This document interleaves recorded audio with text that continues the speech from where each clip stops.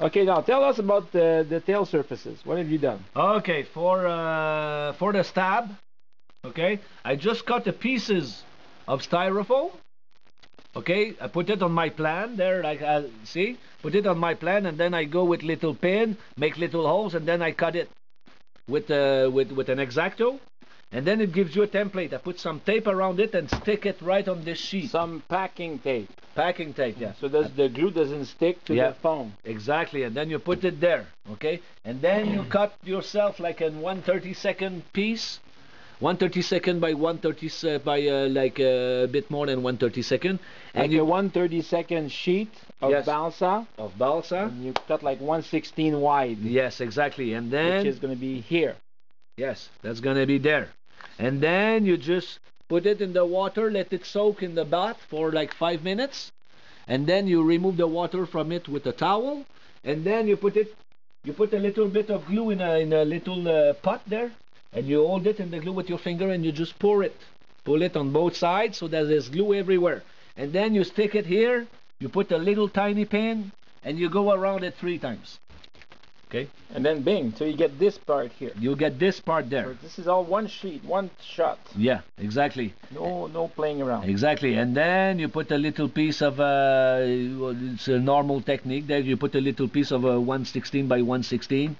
Plus, in this case, what you did is you did 1/16, 1/16, and then you added 1/32 on top by 1/16 on top and bottom. Yes, just so that it's gonna make my pattern too. It's gonna help me make my pattern when I do the lines. Scale layout, yeah.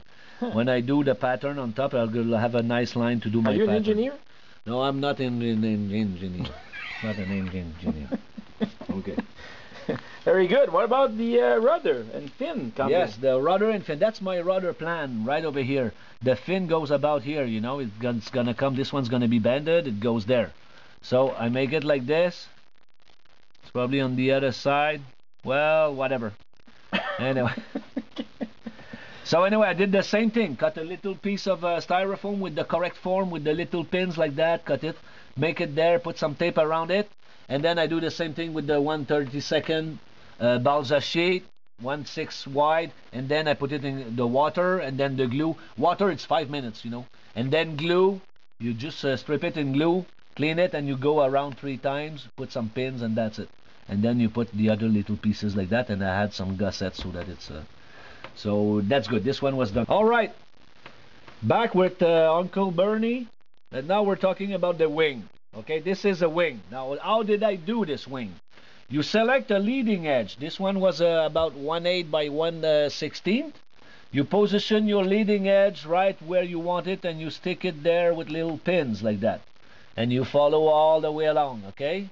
Now you put your other leading edge all the way there. I've laminated first the end of the tip of the wings, you know, on both sides. Same technique, little styrofoam piece, tape, and then you laminate it. When it's ready, you put it there. You align your leading edge everywhere. And then you want to install your first 1/16 by 1/16 that's going to be at the bottom of the wing. You just position it there, and then you cut it. Okay, you position them, all of them, and then you cut it along the trailing edge. And then you install your trailing edge, which is 1/16 by 1/8, and then you glue everything flat. Okay, now when it's all like hardening or hard, you know, the glue is hard, now it's time to do your spar. Now this spar over there, I figure it out at about like a 1/4 inch thick, and I've made like the piece where the die roll is gonna meet, and the tip of the wing is tapered. It's tapered, okay? So I put it there. I glue this one down on the 1/16 everywhere, okay? When it's glued or hardening, you can start to do what I would call the squish rib technique. The what? The squish rib technique. How do you write that? Squish. Right with the skew, the squish rib technique, okay? Now I wanted to have 2 spar. So I cut this one a little bit shorter than the not as thick. This one is 1/4, and this one is about, I would say, 3/16, less than a quarter, okay? So I don't glue this one yet. and it's tapered all the way with like the other one. I don't glue it yet. I just position it next to it, and then I do my first technique, my technique of squash rib. This should be a piece of 116 by 116. Okay, you take this thingy there, you put it there. You say, yeah, I need like a bit of a curve. You go on it like that. Okay, yeah, that looks like what I want. You position it on top. It's gonna touch on the top of this thingy there, the spar. You put some glue there, and here we're gonna cut it. So take a knife like this and you go cut. Yeah, okay. You cut it, and then I cut it at an angle, about the angle that I need over there. That way I've got a very good gluing between this piece, and the top one. So I position it there, glue here, and glue there. Okay? I'll do the same thing with all the ribs. And then, if I want a second spar that I have pre-cut in first, I just take this spar, lift it, and position it where it goes, you know, where it touches everything. Because sometimes it's hard to figure out where it's gonna touch. But as we have like this nice shape in our rib, you just like glue it, you position it, yeah, that's about it. Everything's gonna be the same level, and then you move it a bit, you put some glue, and you put it back there. And you do the same thing with the part in the wings. And then you recut close to a rib to make the diagram.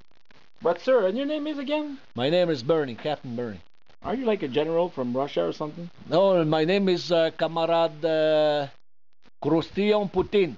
Oh! Krustion Putin. And Mr. Putin, can you show us that squishing technique again? Yes, the squishing technique. I don't understand. Okay, the squishing technique. You take pieces, the normal pieces. You want to have like the shape of a nice rib, you know.